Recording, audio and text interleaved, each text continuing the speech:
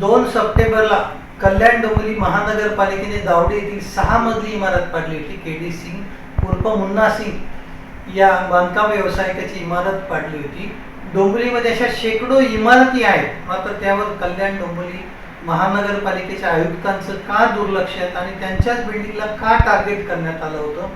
आर्थिक व्यवहार तर बऱ्यापैकी झालेले आहेत, त्यांना काही पैसे मिळाले नाही, त्यामुळे कारवाई झाली. हा व्यावसायिक बांधकाम व्यावसायिकाने आरोप केला होता. त्याही पुढे जाऊन आणखी काय आहे नेमकं, किंवा जे मुन्ना सिंग आहेत जे व्यावसायिक आता ते यापुढे काय त्यांची वाटचाल आहे या संदर्भात आपण अधिक माहिती जाणून घेणार आहोत. सर नमस्कार. आपका जो इमारत जो गिराया था तो उसके बारे में आप क्या कहेंगे, आगे का लड़ाई आप कहाँ तक चालू रखेंगे? तो नमस्कार.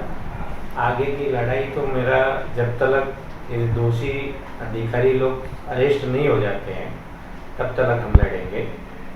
और मुझे एक चीज़ कहना है कि कमिश्नर साहब ने बोला था कि डीपी रोड साफ करना है. जो मैंने पिछले टाइम में देखा कि इन लोग संडे को बिल्डिंग तोड़ रहे थे, संडे को ही तोड़ के सो गए. दूसरा भी टूटा है और सिंह का ही टूटा है. और मेरे पीछे जो है चर्च है, स्कूल है और भी बिल्डिंगें हैं. अब उनको डीपी नहीं बनानी है, वो तो बिल्डिंग वैसे ही खड़ी है, उसका कार्रवाई तो हो नहीं रहा है. और हमसे वो उल्टा पुरावा मांगे हैं कि भाई आप पुरावा यहाँ पे लेके आओ केडीएमसी में. तो मेरे पास जो पुरावा था मैंने दे दिया. अब मैं अगला पुरावा जो मेरा टेलीफोन का सब CDR वगैरह है वो लेके मैं माननीय कमिश्नर साहब को दूंगा.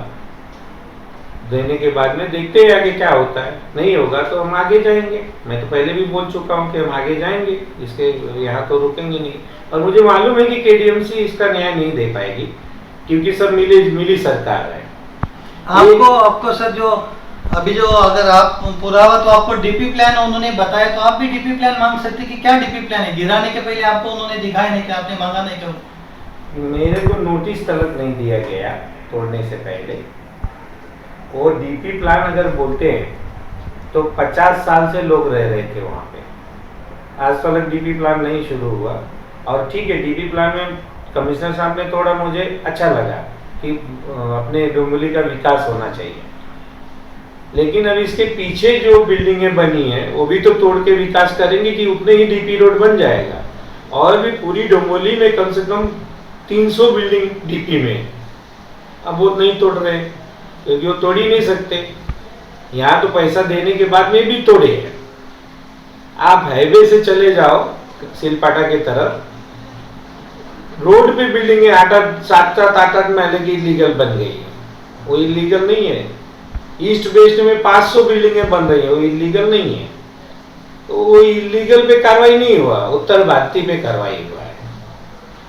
अच्छा, तो आपको कहना है कि उत्तर भारतीयों को पर्टिकुलर टारगेट किया जा रहा है क्योंकि आपका बिल्डिंग गिराने के बाद 1-2 सिंह लोगों का ही बिल्डिंग गिरा है. तो ये भी कोई पॉलिटिक्स चल रहा है कि उत्तर भारतीयों को भी टारगेट, क्या रीजन क्या होगा सकता है उसके पीछे? मुझे लगता है ना कि खाली देखिए जितनी बिल्डिंगें टूटी है, 4-6 बिल्डिंगें जो टूटी है उत्तर भारतीयों की ही टूटी है. और कमिश्नर साहब बोल रहे थे 620 बिल्डिंग. अगर वो 600 बिल्डिंग का रिकॉर्ड दे देते हैं तो हम लोग उनका स्वागत करेंगे. क्या ऐसा तो कमिश्नर ही केडीएमसी में नहीं आएगा, हम लोग स्वागत करेंगे. बराबर. केडीएमसीच्या अधिकारी सांगतायत की 600 बिल्डिंग आणि हे जे बिल्डर आहेत सिंग यांनी आवाहन केलं आहे की तुम्ही 600 बिल्डिंगची यादी द्यावी. फक्त सिंग कडूनच नाही तर मला वाटतं कल्याण डोंबिवलीचे नागरिक सुद्धा खरोखर आयुक्तांचा सत्कार करतील की त्यांनी 600 टपऱ्या रोडवर जे उपजीविका करतात त्यांच्या पाडल्या आहेत की खरोखर अनधिकृत इमारती पाडल्या. हा मुद्दा आता खरोखर महत्वाचा आहे की फक्त उत्तर भारतीयांना काही सिंगला पाडून त्यांना काय फार मोठी कारवाई दाखवायची आहे की हा मोठा प्रश्न आहे. आणि जिथे आपण बघू शकता जी इमारत पाडली तिथून कोणताही रस्ता असा जाणारा डीपी प्लॅन दिसत नाही किंवा बाजूला चर्च आहे, इतर इमारती आहेत. आणि जी इमारत पाडली गेली तिथे सुद्धा 50 वर्षांपासून लोक राहत होते.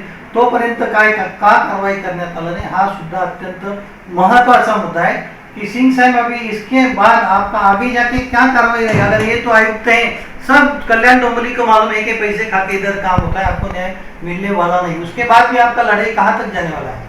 मैंने एंटी करप्शन में दिया है, जो मुझे भरोसा है कि एंटी करप्शन से मुझे न्याय मिलेगा. अगर वहाँ से भी नहीं मिला तो कोर्ट जाएंगे, कोर्ट के बाद में पीएमओ जाएंगे, लास्ट चारा हमारा कोर्ट है, पीएमओ में भी जाएंगे, कोर्ट में भी जाएंगे, अंतिम दर तक लड़ेंगे। फिर लड़ाई तो लड़ेंगे, न्याय की लड़ाई है मेरी, मुझे पर्टिकुलर किसी का पर्सनल में नहीं जाना है, बट न्याय की लढाई लढूंगा।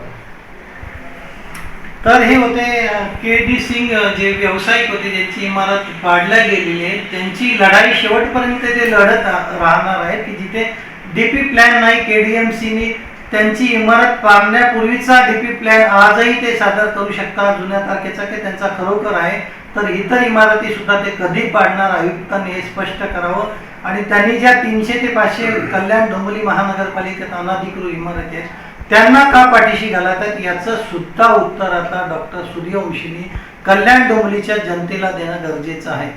आधार न्यूजसाठी एक स्पेशल रिपोर्ट आहे की कल्याण डोंबिवलीचं अनाधिकृत अतिक्रमण कधी थांबणार, की फक्त कल्याण डोंबिवलीमध्ये जातीचं राजकारण सुद्धा इथे होऊन काही पर्टिक्युलर समाजाच्याच इमारती पाडल्या जाणार, हे पाहणं आता गरजेचं आहे। अशा ताज्या घडामोडी पाहण्यासाठी आधार न्यूजला सबस्क्राईब करा आणि बेल आयकॉन दाबायला विसरू नका।